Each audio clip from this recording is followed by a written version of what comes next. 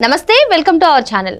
గత 5 ఏళ్ళు కూడా 9 సార్లు ఏదైతే కరెంట్ ఛార్జ్ పెంచారంటున్నారో అది అసత్యం, దాని మాట నమ్మకూడదు అంటూ సాక్షిలో ఈరోజు ఒక ఆర్టికల్ రావడం కానివ్వండి, చంద్రబాబు నాయుడు గారు ముఖ్యమంత్రిగా చేపట్టిన తర్వాత 2 ఏళ్లలో ఒక్కసారి కూడా విద్యుత్ ఛార్జీలు పెంచలేదు అనడం కూడా అసత్యమే అంటూ సాక్షిలో వచ్చినటువంటి ఆర్టికల్ని ఏ విధంగా చూడాలి తెలుసుకునే ప్రయత్నం చేద్దాం. దీనిపై చర్చించడానికి మనతో పాటుగా ఉన్నారు టీడీపీ రాష్ట్ర అధికార ప్రతినిధి అపసాని రాజేష్ గారు. నమస్తే సార్. నమస్కారం.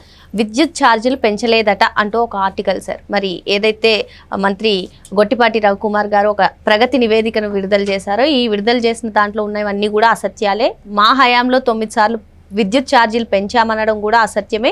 ఇప్పుడు చంద్రబాబు నాయుడు గారు వచ్చిన తర్వాత 2 ఏళ్లలో 20 కోట్ల రూపాయలు ప్రజలపైన భారం పడింది, మేమే విద్యుత్ రంగంలో సంస్కరణలు తీసుకొచ్చామంటూ ఆ ఆర్టికల్లో ఉంది. మరి మంత్రి గొట్టిపాటి రవికుమార్ గారు చెప్పింది వాస్తవమా, ఈరోజు సాక్షి ఆర్టికల్లో వచ్చింది వాస్తవమా, దేన్ని నమ్మాలంటారు? ఇప్పుడు వాస్తవంగా 2014-19 మధ్య, ఎందుకంటే చంద్రబాబు నాయుడు గారు విభజిత రాష్ట్ర తొలి ముఖ్యమంత్రిగా పదవి బాధ్యతలు చేపట్టే నాటికి ఆనాడు రాష్ట్ర విభజన జరిగిన పూర్వరంగంలో పవర్ కన్జంప్షన్ బేస్డ్ గా తెలంగాణ ఆంధ్రప్రదేశ్ రాష్ట్రాల మధ్య విద్యుత్ పంపిణీ జరిగింది.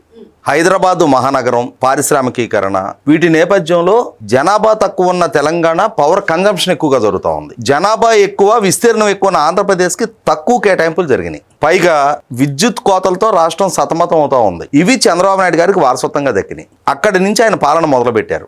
అలా పాలన మొదలుపెట్టిన చంద్రబాబు నాయుడు గారు విద్యుత్ రంగం పట్ల ఆయనకున్న అవగాహనతో, ఎందుకంటే ఆంధ్రప్రదేశ్ రాష్ట్రంలో, ఉమ్మడి రాష్ట్రంలో ఆయన అమలుపరిచిన విద్యుత్ సంస్కరణలు దేశానికి ఒక ట్రెండ్ సెట్టర్గా నిలిచినాయి. ఆ రోజుల్లో ఆయన్ని ప్రపంచ బ్యాంకు జీతగాడు అని చెప్పని నాడు రాజశేఖర రెడ్డి నాయకత్వంలో ఉన్న కాంగ్రెస్ పార్టీ, కమ్యూనిస్ట్ పార్టీలు, టీఆర్ఎస్ పార్టీలు చాలా విస్తృతంగా ఆయన వ్యక్తిత్వానికి పాల్పడ్డారు. రైతులను అడ్డి విరుస్తున్నాడు, బిల్లులతో ప్రజలను అడ్డి విరుస్తున్నాడు, ప్రపంచ బ్యాంకు జీతగాడు, ఇలా రకరకాల ఆరోపణలు చేశారు. కానీ ఆ తర్వాత రోజుల్లో పదవి బాధ్యతలు చేపట్టిన రాజశేఖర రెడ్డి ఎన్నికలకు ముందు మాకు అధికారం దక్కితే ఈ పవర్ టారిఫ్లు రోల్ బ్యాక్ చేస్తామని చెప్పని ఎన్నికల ముందు వాగ్దానం చేశాడు. కానీ ఆ ప్రస్తావనే లేదు. అట్లా 2014 వరకు గడిచిన తర్వాత 2014లో డిస్కంలో నష్టాలు, డిమాండ్కి సరిపడా ఉత్పత్తి లేకపోవటం, ట్రాన్స్మిషన్ లాసెస్, కరెంటు కోతలతో సతమతం అవుతున్న రాష్ట్రం. అక్కడి నుంచి పాలన మొదలుపెట్టిన చంద్రబాబు నాయుడు గారు 2 నెలలు తిరిగేటప్పటికి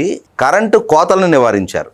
అలాగే ఆయన ఆ టెన్యూర్ 2014-19 5 సంవత్సరాల కాలంలో ఒక్కసారి కూడా కరెంటు బిల్లు పెంచాల. 2014 నుంచి 19 ఒక్కసారి కూడా కరెంటు బిల్లు పెంచాల. కరెంటు మిగులు రాష్ట్రంగా రాష్ట్రాన్ని తీర్చిదిద్దారు. కానీ 2014 నుంచి 19లో కూడా తీసుకున్నటువంటి ఈ విద్యుత్ సంబంధానికి తీసుకున్నటువంటి నిర్ణయాలు కూడా అనవసరపు నిర్ణయాలు అని చెప్పి ఈ రోజు ఆర్టికల్లో వచ్చింది సార్. అదే చెప్దాం. అటువంటి పరిస్థితుల్లో 2014-19 మధ్యకాలంలో రెన్యూబుల్ ఎనర్జీకి చంద్రబాబు నాయుడు గారు ఇచ్చిన ప్రాధాన్యత దృష్ట్యా ఆ రోజుల్లో కొత్తగా వస్తున్న రెన్యూబుల్ ఎనర్జీ, పవన విద్యుత్తు, సోలార్ ఎనర్జీ, ఇవి కొత్తగా వస్తున్నాయి. వాటితో చేసుకున్న ఒప్పందాలు, ఇప్పుడు ఫర్ ఎగ్జాంపుల్ మొబైల్ ఫోన్స్ ఆ టెక్నాలజీ మొట్టమొదటిగా వచ్చినప్పుడు ఇన్కమింగ్ కాల్ కూడా బిల్లు ఉండేది. కాల్ కాస్ట్ 14 రూపాయలు పడేది. ఇవాళ ఎంత నిమిషాన్ని అంటే నేను అనుకోవటం 300-400 పే చేస్తే ఒక నెల రోజుల పాటు అన్లిమిటెడ్ గా మాట్లాడుకునే వెసులుబాటు వచ్చింది ఇవాళ. అంటే ఇవాళ టెక్నాలజీ కొత్తగా అమల్లోకి వచ్చిన నాడుండే ధరలు, ఆ టెక్నాలజీ వినియోగం పెరిగిన తర్వాత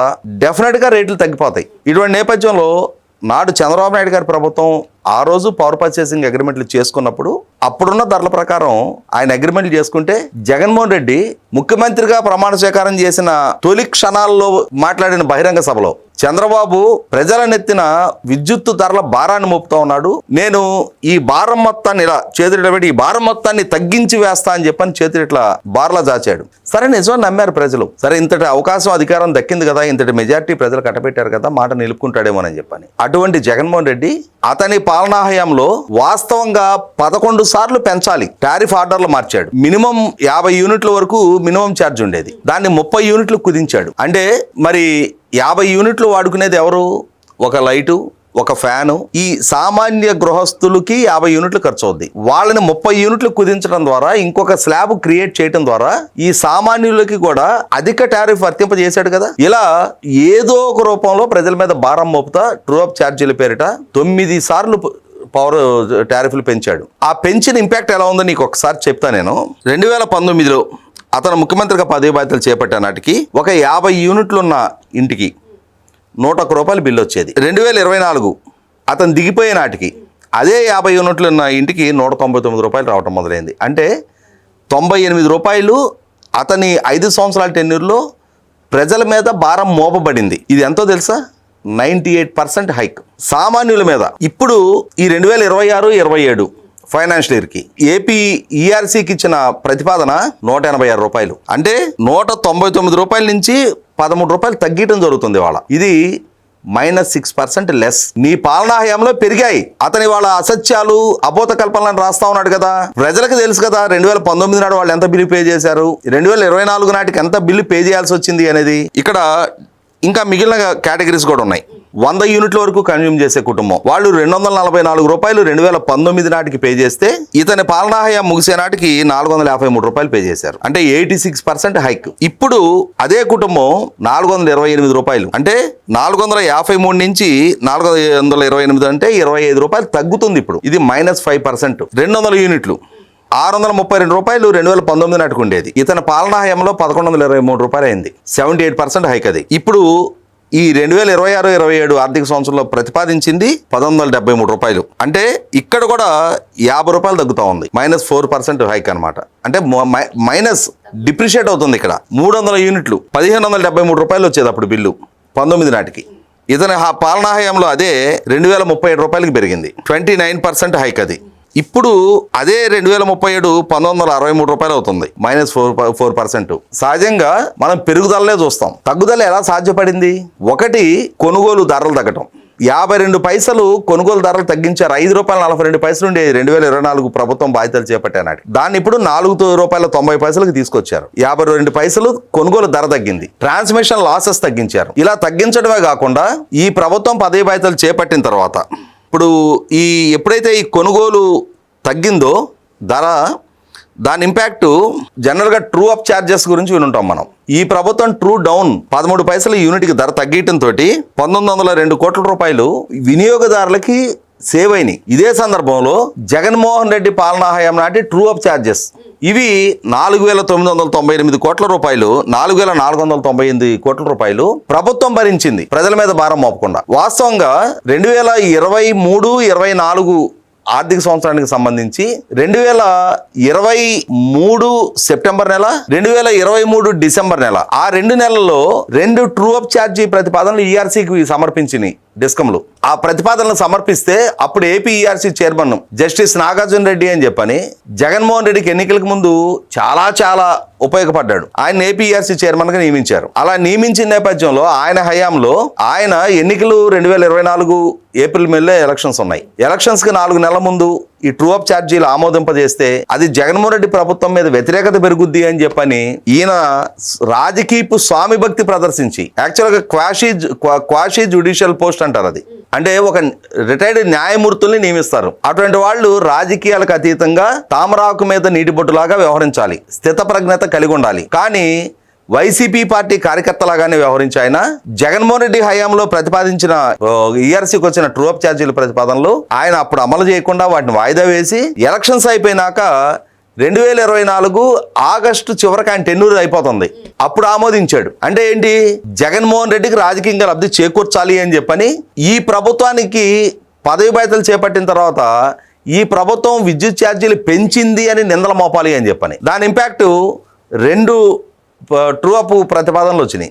అవి 24 నెలలు 2026కి ముగిసిపోతాయి, 26 ఎండింగ్కి. వాటిని అంటే ట్రూ అప్ ఈయన ఆమోదించిన తర్వాత ప్రభుత్వం ముందుండే ఆప్షన్స్ 2. అయితే ప్రభుత్వం తాను చెల్లించాలి లేదా ప్రజల దగ్గర వసూలు చేయాలి. 11-12 వేల కోట్ల రూపాయలు. కొత్తగా పదవి బాధ్యతలు చేపట్టి ఒక ఆర్థిక విధ్వంసం వారసత్వంగా దక్కిన ప్రభుత్వం తాను 11-12 వేల కోట్ల రూపాయలు చెల్లించగలిగే పరిస్థితి లేదు. కాబట్టి జగన్మోహన్ రెడ్డి పాపాన్ని భారంగా ప్రజల మీద మోపాల్సి వచ్చింది. జగన్మోహన్ రెడ్డి హయాం నాటి పెంపుదల అది. దానికి జగన్మోహన్ రెడ్డి 2024 డిసెంబర్లో విద్యుత్ ఛార్జీల పెంపు పట్ల ప్రభుత్వ వ్యతిరేక ఉద్యమాలు అని చెప్పని మొదలుపెట్టాడు. అంటే కనీసం ప్రజలకేం తెలియదులే అని చెప్పని అనుకొని అదే సందర్భంలో ప్రభుత్వం ఇంకొక 4,498 కోట్లు తన భారాన్ని మోస్తూ ఒక వాగ్దానం చేశాడు చంద్రబాబు నాయుడు గారు. మా ప్రభుత్వ హయాంలో విద్యుత్ ఛార్జీల పెంపు ఉండదు, ఇన్ఫాక్ట్ ఇంకా విద్యుత్ ఛార్జీలు రోల్ బ్యాక్ చేస్తాం, తగ్గిస్తామని చెప్పని. దాంట్లో భాగంగానే ఇవాళ ఇప్పుడు ఈ విద్యుత్ కొనుగోలు ప్రస్తుతం 52 పైసలు సేవ్ చేశారు. దీన్ని రూపాయి పావల స్థాయికి తగ్గించాలని, అంటే రూపాయి పావల కొనుగోలు ధరలో కనీసం రూపాయి పావులా తగ్గించాలి అని చెప్పని డైరెక్ట్గా దాని ఇంపాక్టు ప్రజలకి లబ్ధి చేకూరుద్ది. ఆ ప్రజలకు కూడా జగన్మోహన్ రెడ్డి పాలనా హయాంలో ఎంఎస్ఎంఈలు అలాగే బిజినెస్ హౌసెస్ ఉంటాయి, వాళ్ళకి ₹12.25 ధర ఉండేది. దాన్ని ఈ ప్రభుత్వం ₹9 స్థాయికి తగ్గించింది. అంటే కమర్షియల్ యూసేజ్కి కూడా మీకు చెప్తాను, అది కూడా లెక్క. సుమారుగా బిజినెస్ హౌసెస్ ఎంఎస్ఎంఈలకి ₹12.25 జగన్మోహన్ రెడ్డి పాలనా హయాంలో వసూలు చేస్తే ఈ ప్రభుత్వ హయాంలో ₹9.95, అంటే ₹2.30 కమర్షియల్ ధరలో కూడా తగ్గించడం జరిగింది. ఎలా తగ్గించగలిగారు? ఇవాళ మెరుగైన పాలనాపరమైన సంస్కరణలు తీసుకురావడం ద్వారా, సమర్థవంతమైన పరిపాలన అందించడం ద్వారా, ప్రజల కోణంలో ఆలోచించడం ద్వారా. ఇక్కడ జగన్మోహన్ రెడ్డి పాలనా హయాంలో పీక్ అవర్లో ఓపెన్ మార్కెట్లో కొనుగోలు చేస్తారు. ఆ కొనుగోలు చేసే క్రమంలో ఇష్టారీతిన వాళ్ళు ఇష్టం వచ్చిన ధరలకు కొన్నారు. ఇది ఈనాడు జగన్మోహన్ రెడ్డికి పరిమితం కాల. వీళ్ళ నాయన కూడా 2004 ఎన్నికలకు ముందు ఆనాడు చంద్రబాబు నాయుడు గారి ప్రభుత్వం విద్యుత్ సంస్కరణలతోటి సమర్థవంతంగా విద్యుత్ వ్యవస్థను తీర్చిదిద్దితే ఆయన ఉచిత విద్యుత్ వాగ్దానం చేసి, సరే వాగ్దానం చేసావు, రైతాంగానికి ఉచిత విద్యుత్ ఇచ్చావు, ఇచ్చినప్పుడు ప్రభుత్వం దాన్ని విద్యుత్ సంస్థలకి చెల్లింపులు చేయాలి కదా, ప్రభుత్వ హామీ కదా అది. ప్రభుత్వ హామీ అమలుపరిచినప్పుడు ఆ కరెంటు ప్రభుత్వం వినియోగించుకున్నప్పుడు విద్యుత్ సంస్థలకు చెల్లింపులు చేయకుండా ఆయన ఆకస్మిక మరణం పొందే నాటికి విద్యుత్ సంస్థలకు ఆయన పెట్టిన బకాయిలు ₹34,000 కోట్ల. ఆయన ఎన్నికలకు ముందు చేసిన తన వాగ్దానాన్ని నిలుపుకోవడానికి ఆయన విద్యుత్ సంస్థలకు ప్రభుత్వ పరంగా ₹34,000 కోట్ల బకాయిలు పెడితే, ఆయన తదనంతరం ముఖ్యమంత్రిగా పదవి బాధ్యతలు చేపట్టిన రోసే గారు, కిరణ్ కుమార్ రెడ్డి గారు ఆంధ్రప్రదేశ్ రాష్ట్ర పౌర సమాజానికి మొట్టమొదటిగా ట్రూ అప్ అనే పదాన్ని పరిచయం చేసి నడ్డి విరిచి ఆ ₹34,000 కోట్ల ప్రజల నుంచి వసూలు చేశారు. అదేవిధంగా జగన్మోహన్ రెడ్డి కూడా ఆయన హయాంలో అమలు చేయబడ్డవి 9 సార్లు టారిఫ్ పెంపుదల, అలాగే ఆయన బకాయి పెట్టినవి 2 ప్రపోజల్స్. అంటే వాస్తవంగా ఈ ప్రభుత్వం బాధ్యతలు చేపట్టిన తర్వాత ఏపీఈఆర్సీ ద్వారా ఆమోదించబడిన 2 ప్రపోజల్స్ కూడా లెక్కేసుకుంటే జగన్మోహన్ రెడ్డి పాలనా హయాంలో 11 సార్లు ఛార్జీలు పెంచినట్టుగా లెక్కేసుకోవాలి. మరి 2014-19 మధ్య ఒక్కసారి కూడా పెంపుదల చేయలేదు. ఇవాళ 2024-26 ఈ 2 సంవత్సరాల పాలనా హయాంలో కూడా ఈ ప్రభుత్వ పరంగా ఒకసారి కూడా పెంపుదల చేయలే. జగన్మోహన్ రెడ్డి నుంచి వారసత్వంగా దక్కిన పెంపుదల తప్పితే. ఇన్ఫ్యాక్ట్ ఇంకా మరి వాళ్ళ 13 పైసలు తగ్గించారు. ఈ 26-27లో ఇంకొక 13 పైసలు తగ్గిస్తామని చెప్పని ప్రతిపాదించారు. ఎలా సాధ్యపడింది అని అంటే పాలనా సామర్థ్యం, అనుభవం, ఎలా విద్యుత్ వ్యవస్థను నిర్వహణ చేయాలనేది పరిజ్ఞానం, ఇవన్నీ మెండుగా ఉన్న చంద్రబాబు నాయుడు గారు కాబట్టి ఆయన పాలనా హయాంలో ప్రజలకి నాడు నేడు అంతరాయాలు లేని నాణ్యమైన కరెంటు. వీళ్ళ నాయన హయాంలో ఆ ట్రాన్స్మిషన్లో తలెత్తే ఫ్లక్చుయేషన్స్ ఇంపాక్టు ఇళ్లల్లో సామాన్లు తగలబడిపోయాయి, ట్రాన్స్ఫార్మర్లు కుప్పకూలిపోతుండేవి. అటువంటి స్థితి నుంచి వాళ్ళ ఎవరిళ్లలో కూడా పవర్ ఫ్లక్చుయేషన్స్ లేవు, అన్ఇంటరప్టెడ్ పవర్ అందుతూ ఉంది. కాబట్టే ప్రభుత్వం సగర్వంగా నీ పాలనా హయాం నుంచి మాకు దక్కిన వారసత్వాన్ని అధిగమించి మేము సాధించిన పురోగతి ఇది అని చెప్పని గడిచిన 2 సంవత్సరాల ఎలక్ట్రిసిటీ డిపార్ట్మెంటు పురోగతి గురించి బహిరంగంగా ప్రభుత్వం అధికారిక గణాంకాలతో నిన్న పవర్ పాయింట్ ప్రజెంటేషన్ మినిస్టర్ గారు ఇచ్చారు. ప్రభుత్వం ఏమి దాగుడు మూతలాటలు ఆడట్లా, నీ నుంచి వారసత్వంగా ఏం దక్కింది, నీ పాలనా హయాంలో నువ్వెంత పవర్ ఉత్పత్తి చేసావు, ఏ ధర నిర్ణయించావు, నువ్వు ముఖ్యమంత్రిగా బాధ్యతలు చేపట్టే నాటికున్న స్థాపక కెపాసిటీ ఎంత, ఇవన్నీ నీకు ముందు గణాంకాలు మెన్షన్ చేసింది, నీ పాలనా హయాం నాటి గణాంకాలు మెన్షన్ చేసింది, ఇవాల్టివి కూడా మెన్షన్ చేస్తుంది. ఇవి మెన్షన్ చేసే ధైర్యం ప్రదర్శించగలుగుతున్నారు అని అంటే అది ప్రభుత్వ ఆత్మవిశ్వాసాన్ని ప్రస్ఫుటం చేస్తుంది. వీటికి నువ్వు వక్రభాష్యాలు చెప్పి నీ సాక్షిలో నువ్వు ప్రజలను తప్పుదో పట్టించే తప్పుడు కథనాలు రాయించిన మాత్రాన ఇవాళ గృహస్థులుగా, వ్యాపారస్తులుగా, పారిశ్రామికవేత్తలుగా ప్రజలకి అందుతున్న కరెంటు ధరలు, కరెంటు నాణ్యత గురించి అనుభవపూర్వకంగా ప్రజలకు ఒక స్పష్టత ఉన్నప్పుడు నీ అసత్య ప్రచారాలను పరిగణలోకి తీసుకోవడానికి ప్రజలు సిద్ధంగా లేరు.